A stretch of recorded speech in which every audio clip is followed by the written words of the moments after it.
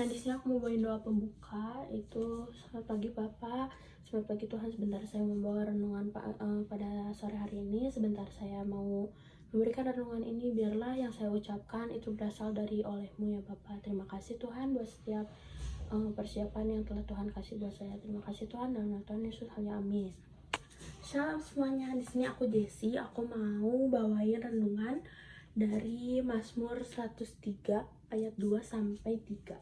Kenapa sih aku mau bawain ayat ini? Temanya emang apa sih gitu kan? Aku tuh bawain tema ketika Tuhan mengulurkan tangannya. Nah, kenapa aku ngambil tema ini? Karena di ayat yang aku ambil ini menjelaskan tentang gimana sih kebaikan Tuhan menyembuhkan tiap kita. Nah, apa sih isi dari Mazmur 103 ayat 2 sampai 3 itu? Pujilah Tuhan, hai jiwaku, dan janganlah lupakan segala kebaikannya.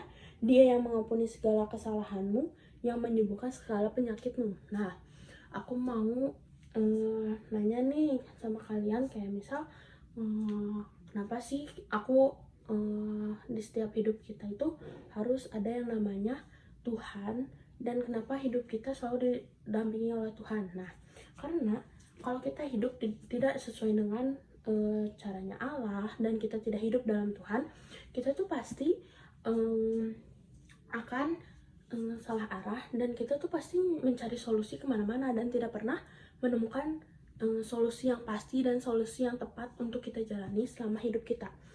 Nah, aku tuh mau masuk ke dalam pengalaman pribadi.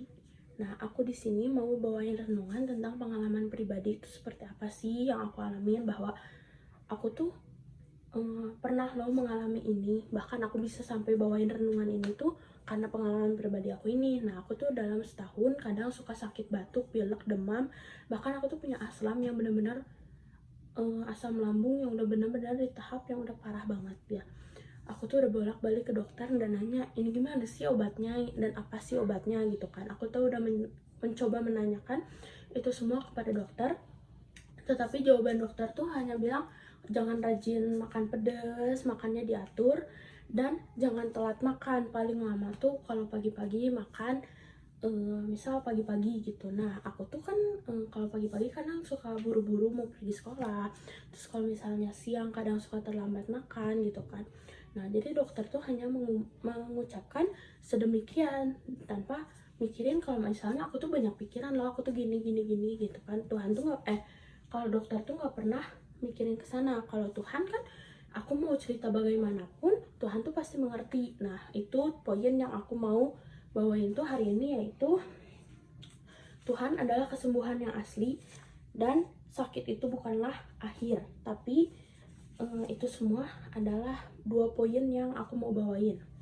Yang pertama itu yang tadi aku bilang, Tuhan kesembuhan yang asli. Di ayat yang tadi udah kita ucapkan, yang 103 ayat 2 sampai 3 itu, aku tadi kan baca nih, dia yang menyembuhkan setiap kita. Nah, di bagian kalimat itu aku mau tekenin bahwa kadang kita tuh suka sibuk cari solusi sana sini, terus suka sibuk cari apa ya, solusi biar kita tuh tenang, biar kita tuh damai hatinya, sejahtera gitu kan. Tapi itu semua tuh bukan salah satu cara yang Tuhan mau.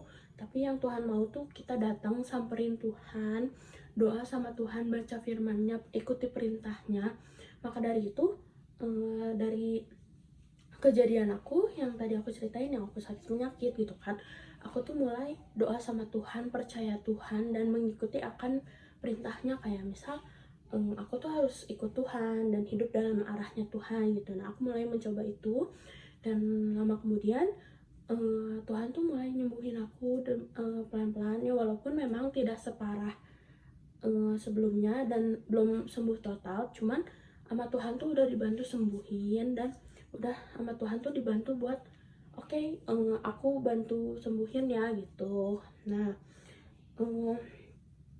kadang kita tuh suka nyari teman curhat, dokter sana sini, tapi kita nggak nemu solusinya. Karena itu semua tuh nggak salah sebenarnya, cuman yang aku mau tekenin lagi, Tuhanlah salah satu uluran tangannya yang sangat berguna buat hidup kita, dan uluran tangannya lah yang bisa menyembuhkan kita, bisa hidup kembali dan sehat kembali seperti semula. Nah, aku mau jelasin ke poin yang kedua, itu ada sakit bukanlah akhir, tapi awal karya Tuhan yang sangat ajaib. Nah, aku tuh di poin kedua ini mau ngejelasin, kadang kita kalau lagi down, lagi sakit, kadang kita tuh suka mikir akhir hidup aku nih, aku nggak mau nyusahin banyak orang lah, udahlah ini akhir hidup aku aja gitu kan. Kadang kan banyak orang yang suka ngomong gitu, bahkan sampai ke pendeta pun kadang suka ngomongnya kayak gitu kan. Terus gitu aku mau jelasin kalian kalau misalnya kita tuh gak boleh kayak gitu, melainkan kita tuh harus bisa hidup dalam Tuhan. Dan kita tuh di saat kayak gitu justru kita bukannya malah menyerah, tapi malah makin kuat. Kenapa sih aku bisa bilang kayak gitu? Karena di tiap masalah atau di tiap sakit penyakit yang kita hadapin tuh bukan satu ide Tuhan biar kita tuh ngerasa down, biar kita ngerasa capek ataupun hal lainnya gitu.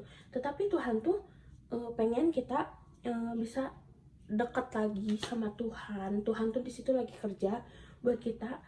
Kalau Tuhan tuh lagi nguji kita, seberapa tahan sih hidup kita kuat dikasih cobaan kayak gini. Nah, Tuhan tuh kangen kalau kita tuh bisa ngobrol lagi sama Tuhan, dekat lagi sama Tuhan. Nah, Tuhan tuh hanya mau itu. Makanya Tuhan tuh selalu ngasih cobaan di hidup kita tuh bukan karena Tuhan tuh jahat, karena Tuhan benci kita, bukan karena kayak gitu. Karena Tuhan tuh pengen nguji kita. Di setiap masalah yang kita hadapin tuh kita bisa kasih nyelesainnya gitu kan. Tapi dalam menyelesaikan masalah itu, Tuhan tuh mau kita dalam menyelesaikannya melibatkan Tuhan, bukan melibatkan orang sekitar kita, guru, teman, dokter.